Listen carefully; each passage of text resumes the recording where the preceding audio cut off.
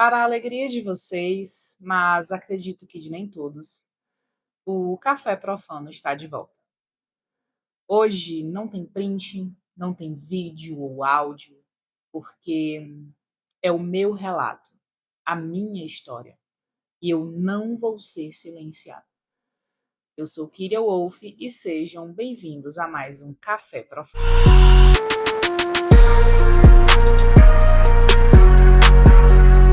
Tudo começou quando, em uma conversa entre amigas, surgiu o tema de Kimbanda. Eu comecei a procurar na internet sobre o assunto e achei o perfil de uma tradição em São Paulo, que na época me parecia ser muito boa e com muito conhecimento. Comecei a seguir, a ver os posts e descobri que em Maranguape tinha uma casa que fazia parte dessa mesma tradição. E foi aí que, em uma gira aberta, eu decidi ir lá e conhecer esse lugar. No primeiro momento, eu achei o lugar e as pessoas bacanas, tanto que decidi participar do grupo de estudos e depois me batizei. Durante esse período de estudos, os encontros se resumiam apenas a giras de incorporação, encontro após encontro. Quando eu entrei, o grupo já estava em andamento, então a maioria das pessoas já sabiam quem eram os seus mestres e já prestavam os seus cultos. Eu paguei um oráculo de Exu para saber quem eram os meus. E o resultado desse oráculo durou ali em torno de um mês e foi feito apenas dando o meu nome e a minha data de nascimento. Embora, por várias vezes, eu me prontificasse a participar pessoalmente, né? O sacerdote me disse que não havia necessidade e que tudo poderia ser feito apenas com esses dados. Eu nem questionei nada, porque eu estava ali de coração aberto, de fato, para aprender. Então, eu apenas aceitei. Quando, enfim, saiu o resultado do oráculo, eu recebi um PDF com um texto, escrito até mais ou menos depois da metade da folha, falando sobre características dos meus mestres, mas não tinha nada aprofundado. Somente coisas superficiais, onde, com a convivência, qualquer pessoa poderia assimilar. Eu percebi também que os mestres que me foram dados foram os mestres que o próprio sacerdote tinha em sua linhagem, assentados ali em sua casa. De início, eu fiquei meio pensativa, porque eu não sentia nenhum tipo de ligação com o povo da mata, foi os mestres, né, no qual me foram dados. Mas eu estava ali, de fato, com o coração aberto e disposta a me conectar com eles. O tempo foi passando, eu fui mergulhando de cabeça nisso, tentando me conectar cada vez mais, de todas as formas que eu conseguia, mas eu não tinha as respostas deles. Os Exus da casa, quando estavam em terra, me pressionavam constantemente para que o meu desenvolvimento fosse rápido. A própria pomba-gira, no qual era a mesma, digamos assim, que a minha, falou diversas vezes que eu tinha que me desenvolver melhor para estar à altura dela. Aquilo foi me causando um transtorno, porque eu me esforçava de todas as formas para obter essa conexão, para criar esse laço, para ter esse desenvolvimento no qual eu era tanto cobrada, mas eu não conseguia. Era como se eu tivesse rezando para nada. Em meio a tudo isso, que sim, me abalava e muito psicologicamente, eu fui percebendo algumas outras situações dentro das giras. Eu vi o Exu beijar todo mundo na boca, sem o consentimento de ninguém, homens e mulheres. A própria Pombagira me beijou, e mais de uma vez, tá? Dizendo que assim ela iria me passar o axé dela, para que eu me desenvolvesse mais rápido. Sempre com um tom de cobrança, já que eu também carregava a mesma mestra, digamos assim. Ela sempre dizia que era da mesma aldeia que ela.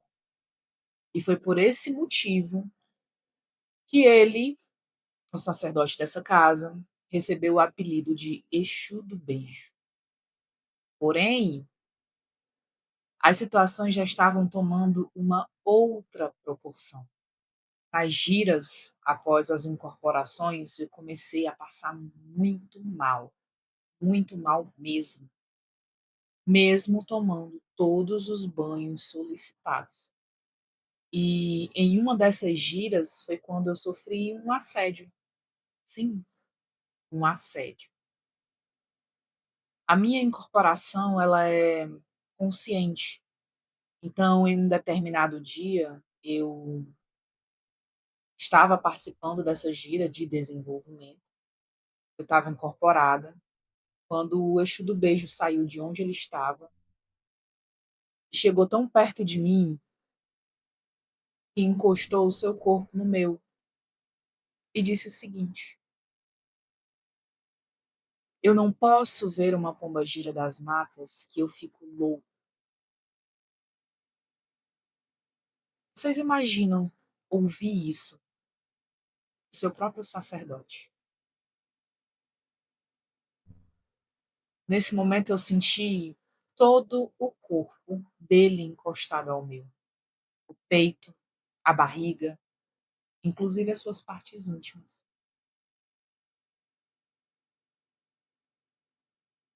Eu me afastei, eu fui para o outro lado do templo, para que o mestre que estava ali comigo pudesse ir. Porém, não satisfeito com toda essa situação, o eixo do beijo veio novamente. Eu ainda estava naquele estágio que a gente fica após a incorporação, né? Onde você está literalmente voltando para o seu corpo. Eu ainda estava absorvendo a ida do mestre e o que tinha acontecido também, assimilando tudo aquilo ali. E foi quando novamente ele encostou em mim, da mesma forma, onde eu pude sentir novamente todas as partes do seu corpo. Ele ficou um momento assim e depois disse que ia sair, pois o meu mestre Exu não estava gostando da proximidade dele. Quando eu retornei de fato,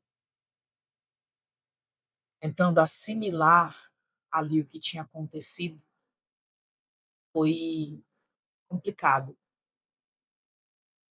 E aí, gente, eu vou fazer um alerta muito grande sobre essa situação. Isso aconteceu dentro de um culto, onde eu estava completamente vulnerável e entregue na frente de outras pessoas. Mas pelo que eu pude perceber, sempre de forma estratégica ele agia. Sempre era ao pé do ouvido ou a uma distância suficiente para que ninguém pudesse ouvir. E aí eu pergunto, que tipo de Exu é esse que precisa desse tipo de contato? Que sente desejos sexuais e encoxa os seus filhos? E isso tudo aconteceu depois que eu já era batizada. Os dias foram passando e eu fui me sentindo cada vez mais desconfortável nas giras.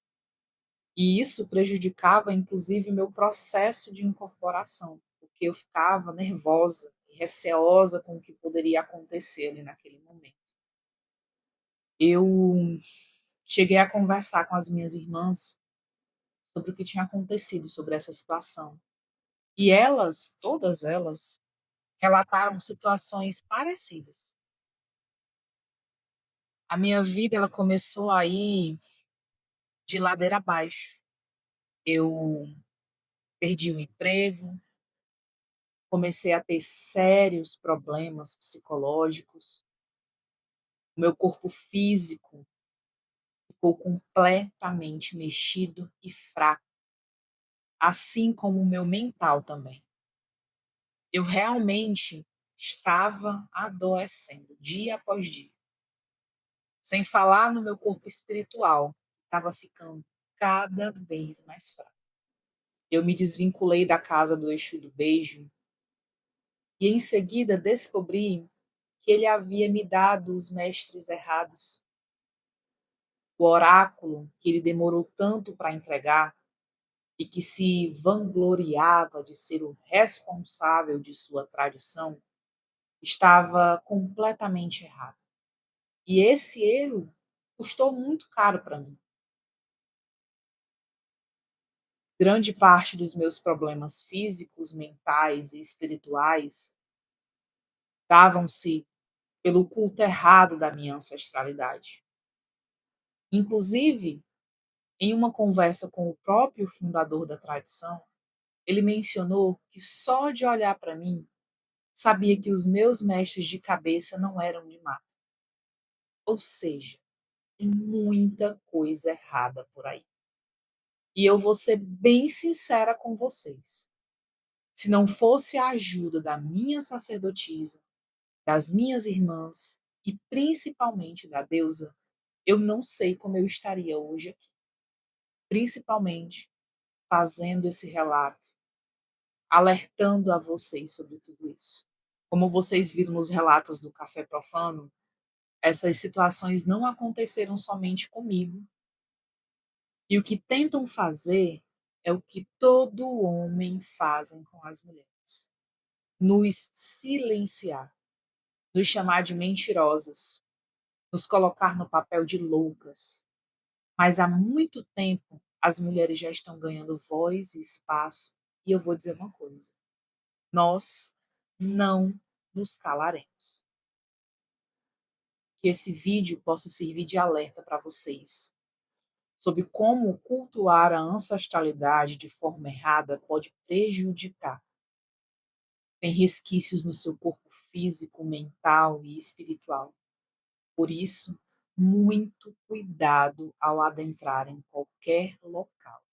Pesquisem muito, vejam a procedência das pessoas.